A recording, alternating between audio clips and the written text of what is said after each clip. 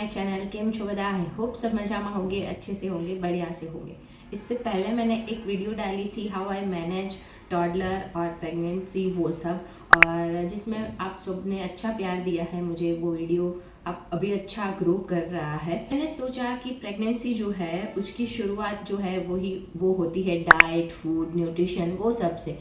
मतलब उसके बिना तो प्रेगनेंसी की शुरुआत स्टार्टिंग ही नहीं हो सकती, उसमें सबसे ज़्यादा ध्यान दिया जाता है। सो आई थॉट कि क्यों ना एक वीडियो बनाया जाए जिसमें what I eat in a day, full day का मैं आपको दिखाऊँ।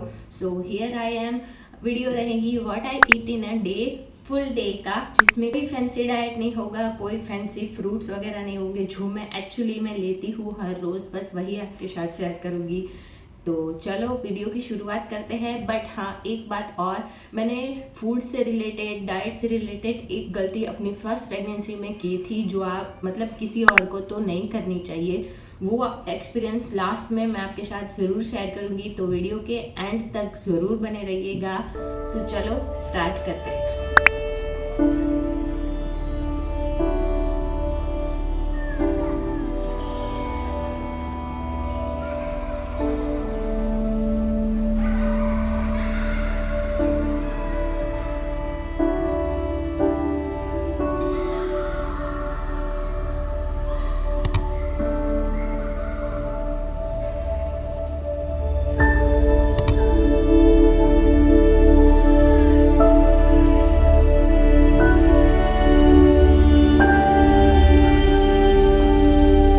हेलो गाइस, यहाँ पे मेरी मॉर्निंग की शुरुआत होती है आज 7:30 बजे। आज थोड़ा सा जल्दी उठ गई थी। उठते ही ब्रश करते ही मैं सबसे पहला काम करती हूँ पानी पीना, क्योंकि पूरी रात नहीं पी पाया। इसीलिए अच्छे से पानी पीने के बाद फिर मैंने आज ड्राई फ्रूट्स ले लिए थे। सुबह की शुरुआत ही मैं ड्राई फ्रूट्स के करती हूँ, जिसमें जो भी मनपसंद हो मुझे, किशमिश, बादाम, अखरोट वगैरह। फिर बाथ लेती हूँ। नहाने के बाद थोड़ा सा स्किन केयर और थोड़ा सा सेल्फ़ केयर की बहुत ज़रूरत है। इन दिनों बाल अच्छे हो रहे हैं पर बहुत ज़्यादा रफ़ भी हो चुके हैं। अगर आपके पास सॉल्यूशन है तो मुझे ज़रूर बताना। फिर यहाँ पे आती हूँ मैं पूजा करने के लिए, दिया जलाना, और फिर सुबह सुबह मेरी शुरुआत होती है माता जी नो गरबो यानी आनंद का गरबा, जो मैं पूरा पढ़ती हूँ। हर सुबह की शुरुआत मेरी इसी से होती है। ऐसे में मेरी बेटी जग जाती है तो उसको थोड़ा सा लाड प्यार वगैरह करने के बाद मेरी यहाँ पे प्रार्थना थोड़ी सी अधूरी रह जाती है आज, बट कोई नहीं। फिर मैं आ जाती हूँ किचन में और अपने लिए सबसे पहले चाय चढ़ा देती हूँ।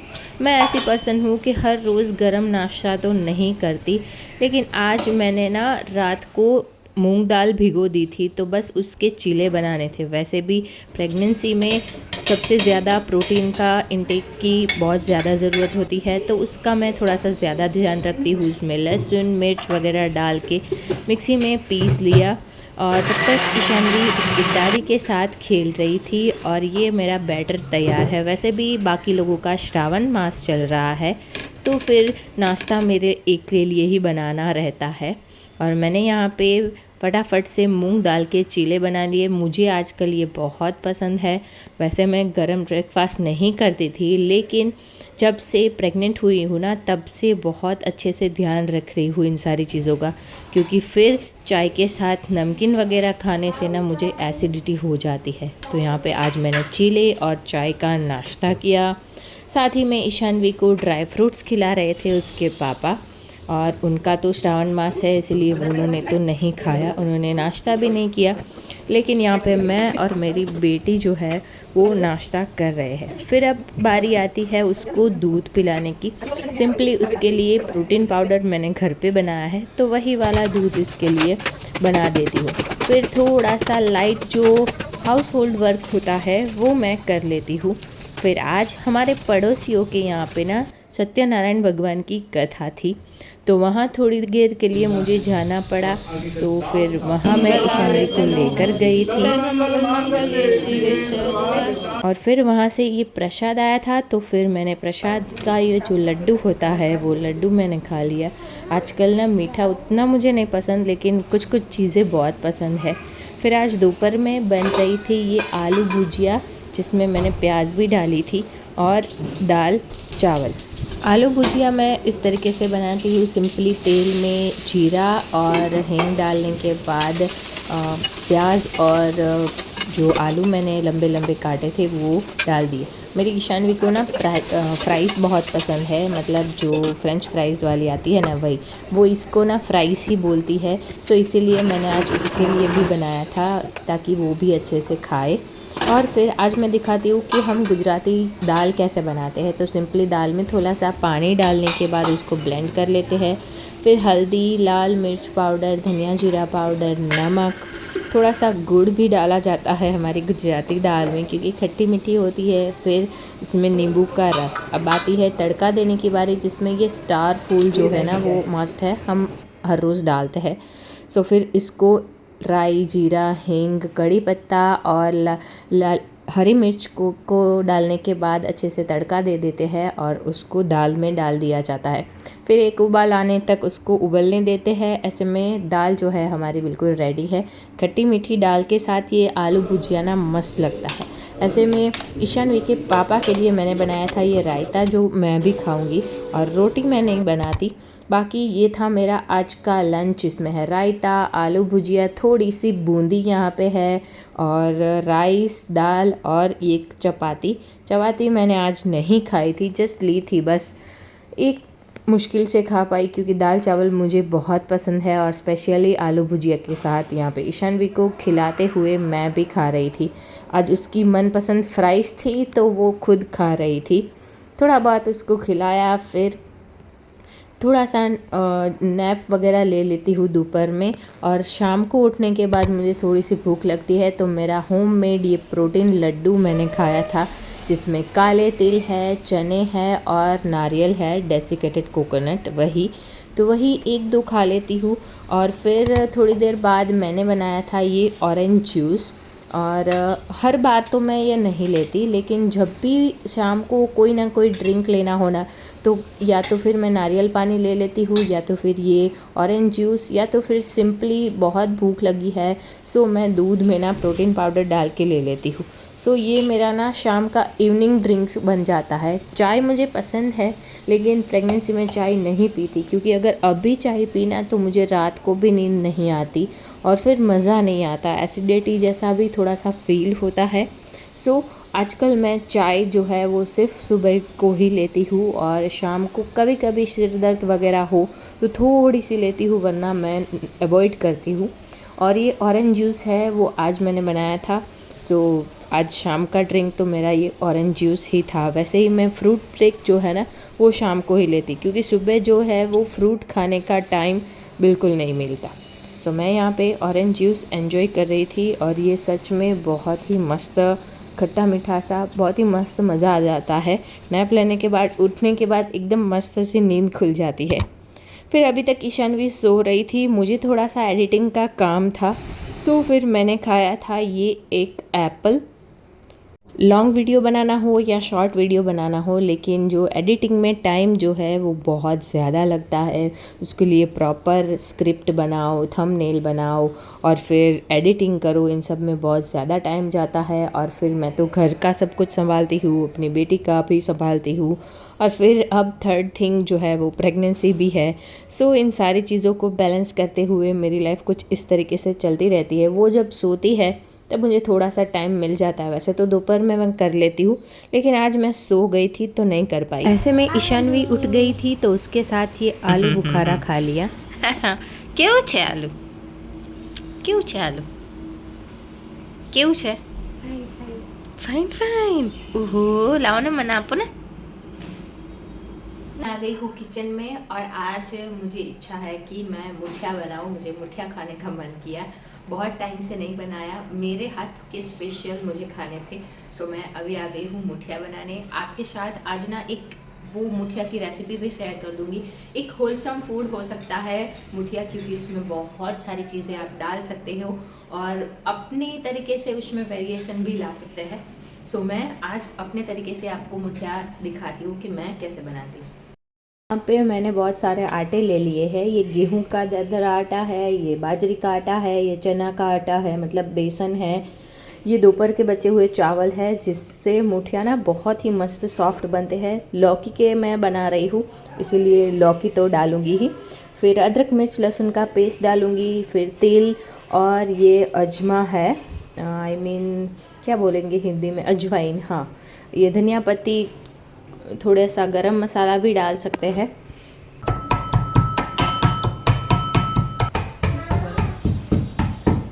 अब लौकी को यहाँ पे पील करके मैंने छील लिया है, छोटा सा ग्रेटर लिया है ताकि इसके छोटे छोटे से ही जो रेसे हैं नीचे वो बने, और इससे ना मुठिया का टेस्ट अच्छा है। और बाकी की सारी चीज़ें इसमें डाल के इसमें मसाले डाले जाते हैं। स्पेशली आज मैंने ना चावल डाला है, तो चावल से एकदम सॉफ्ट वगैरह बनते हैं। तो मेरे घर पे जब भी दोपहर के चावल बच जाते हैं ना, तो रात को इसी तरीके से मुठिया बन जाता है। और इसके ना पराठे भी बन सकते हैं वैसे बचे हुए चावल के, लेकिन पराठे से बेटर है मुठिया। और एकदम अच्छा फूड भी रहता है क्योंकि इसमें बहुत सारे आटे, जिसमें रागी का आटा भी आप डाल सकते हैं, चावल का आटा भी डाल सकते हैं। बहुत सारे जितने भी हेल्दी आपको लगता है वो सारी चीज़ें इसमें डाली जा सकती है। और लौकी मैं स्पेशली बहुत ज़्यादा डालती हूँ। लौकी जो है वो वैसे भी हेल्थ के लिए भी अच्छी है, इसीलिए थोड़ा सा मैं इसमें बेकिंग सोडा भी डालूँगी, और ऊपर से थोड़ा सा नींबू का रस, ताकि एकदम सॉफ्ट बने और खाने में भी बिल्कुल अच्छे लगे।